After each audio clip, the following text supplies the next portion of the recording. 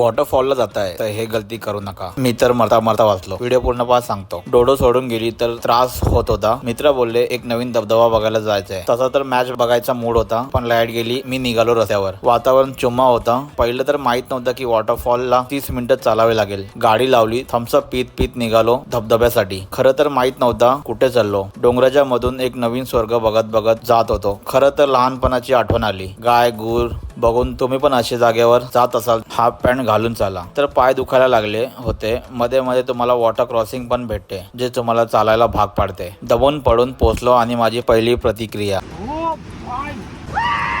झालो तयार पोहायला। धबधब्यावर जवळ पडणं हे काय माझ्यासाठी नवीन नव्हतं, पण तुम्ही खूप काळजीने चाला। ठाण्यावरनं फक्त 40 मिनिटं अंतरावर हे स्वर्ग, तुम्ही नक्की भेट द्या। लोकेशन साठी DM करा। व्हिडिओवर लाईक 100 आले तर सेकंड पार्ट टाको। सबस्क्राईब केल्याशिवाय जायचं नाही। जय महाराष्ट्र।